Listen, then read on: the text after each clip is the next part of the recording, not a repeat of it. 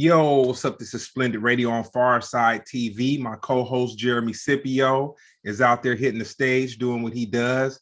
But I am blessed to have Mr. Kenan J. Floyd with us tonight, and we're gonna get into his story. I really got excited about 5 minutes ago because he started. Usually, what I do is I have a B-roll conversation with the guests before we hop into the double dutch, and he started going and I had to slow it down. Like it was a sensory overload on information, which is dope because it's information that I think that people need to know. But a little bit about the podcast, Kenan. It's comedy and hip hop.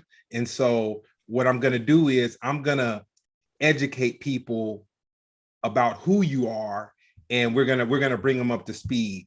So to start, where were you the first time you heard hip hop, and what was the song? I was in Mobile, Alabama. Because that's where I was born. I was Mobile, Alabama, and what was the song? The Humpty Dance was the first song I heard. Oh wow! Yeah, and it was at my aunt's house because my cousin was a hip hop head. And back then we were playing songs on vinyl. So everything was a record. So yeah, I was in Mobile. The Humpty Dance, that era where hip hop was more silly than anything else. And that's my first exposure to hip hop.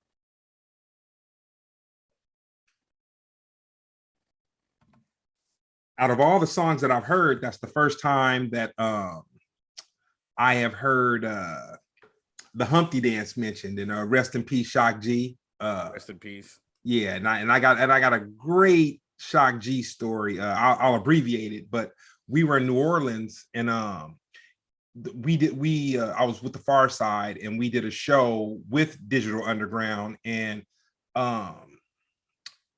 Shock G was just like a super musician, like a musician on steroids.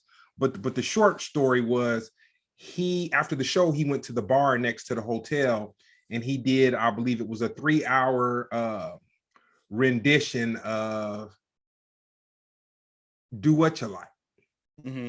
Yeah. So he did a 3-hour rendition on the piano at the little jazz bar next to the hotel. So no, that's dope. So did you ever think that hip hop was going to be as large as it is, or this thing that we see today when you were younger? Well, it's weird because there was a lot of things that I experienced when I was younger, including hip hop, that I didn't understand the concept, but I enjoyed it. Like I knew what I liked and I knew what I didn't like. Mm-hmm. And, growing up in the 80s and then going into the 90s, it felt like hip hop was everywhere, Mm-hmm. Now that I think it was going to still be around now, I mean, I don't really know, Yeah. I think I had the privilege of growing up in kind of the golden era, like in that cusp of right when it started up, when it actually became somewhat mainstream, if you will. But it was still rebellious. So the way it was back then, to be honest, I had no idea whether it was going to still be around or not. I mean, I think now it's kind of changed somewhat to a certain extent, but yeah, I had no idea, but I'm glad it's still here and we can still listen to the classics. Yeah, I saw probably around 97, 98, I saw corporate interests start to get involved on a level different, because see, Run DMC, that's like in Adidas, that's like totally different. Mm-hmm. But when I saw the interest in some of the marketing dollars flow to artists like Busta Rhymes and them, and like I believe it was Sprite that gave him a budget to do like $1 million video, and he directed it and all this kind of thing. That's when I was like, you know what? It's a thing. It's not just some music. It's not this genre of music that is gonna come and it's gonna go. This is kind of like the face. And to the point, I want to say about maybe a month ago, I'm almost I'm not sure if it was TV or YouTube, but I was moving around and I saw a commercial for like some fast food. And instead of it like focusing on an urban aspect to sell like fast food to like urban people, it was like a hip hop cultural thing. Like it wasn't, they weren't marketing into Hispanic people. There was a black girl who was the centerpiece of the commercial, but they weren't marketing to black people. They weren't marketing to women. And then I believe there was a Hispanic and an Asian person in the video also, in the commercial also. They weren't marketing to the Hispanic person or the Asian, but they were marketing to like this urban culture that's going on right now. So it wasn't like, and I was like, man, hip hop is big, man. Well, it's weird because like Sprite took on the hip hop culture in all of their ads,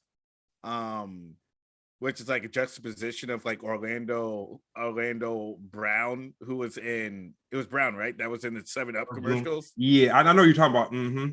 Yeah, so I mean, you had the silly guy in the sweater vest, but then you had the hip hop heads that drank Sprite, right? And then like back in the day, you know, you would have a Disney movie with all white people in the movie, but then when it hits that end credits, it's that hip hop song. It's like Ice Cube does a song for the end credits of like a Disney cartoon, you know. So I see what you're saying about how corporate interest really, like, it's when hip hop became mainstream. Being black was like a trend in the 90s, so that's when corporate interest became interested in us. Yeah. So what city did you grow up in? So I was born in Mobile, Alabama. I grew up there until I was about 7, and then we moved to Pennsylvania. I lived in 2 cities in Pennsylvania, Erie, Pennsylvania for 2 years, and then we grew up in a place called Williamsport, Pennsylvania, which is home of the Little League World Series, and that's where I grew up and went to school and eventually went to college. Okay. And so where did you go to middle school? I went to middle school in Williamsport, Pennsylvania. Okay. So while you're in middle school, what was like the musical soundtrack going on at the time?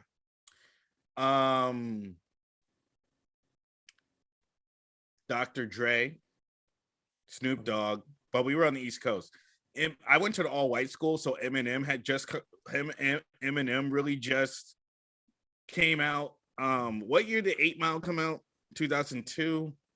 Okay, I was in high school when 8 Mile came out, but like the silly Eminem came out. So a lot of these like white kids I grew up with, they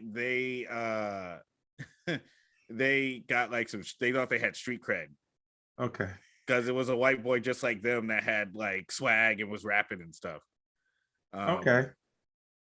If you want to know what type of music I was listening to, yes, I was listening to, in addition to Dr. Dre and Snoop Dogg, I was listening more I was listening to like Dido. Okay. And I was listening to Will Smith. I had like like in middle school, because I grew up Jehovah's Witness, so it's like in middle school I have very like vanilla. I was listening to a lot of classical music. So yeah, that's mainly what I was listening to. I was also writing more music in middle school as well, so that's kind of where that came from. So basically, I'm going somewhere with this too. So trust me, I'm going somewhere. I don't like to just hop straight into the double dutch. I try to, when I speak to guests, I try to build them up so people can develop a connection with them. So when we get into the incredible, not saying that you weren't incredible in middle school or high school or whatever, but when we get to the great things that you're doing right now, it's like, okay, we get it. You know, we get how this guy ended up here. So when you were in high school, Fugees as well. Sorry to interrupt. Fugees, Wyclef Jean. I was listening at middle school too, but continue, please. No, dope. And you know what? I'm glad that you brought that up, because I had totally forgot about Dido, and she was dope. You know what I'm saying? Yeah, no, she was dope. I was a fan. I was definitely a fan. I mean, her song slapped. They slapped at the right time, but you know. You know what it was? I think that at that time, even though Canada is just across the the Cold Lakes or whatever, or from where you were, it was, you know, up north. I don't think that, unless we didn't know it was Canadian, but within the realm of like hip hop and popular music, the Canadian music, like it hadn't really crossed over like that. Mm-hmm. You know what I'm saying? It hadn't crossed over. And she was, I believe, from Canada or whatnot. So that was like, she was a pioneer for, you know, for what she did in popular music and whatnot. So when you were in high school, senior year, what did you think your path was going to be when you graduated? You know what? I had always wanted to be involved in film, and by hook or by crook, I kind of knew that's where I was going to go. But when I was going into college, I went in for computers, and computer science, information technology and stuff like that. So, you know, when I was in school, you know, MySpace was a big deal. In college, Facebook was just coming out, and but I always had been like a huge fan of filmmaking. Everything that I did outside my schoolwork had to do with filmmaking. So somehow I was going to end up making movies. I knew that.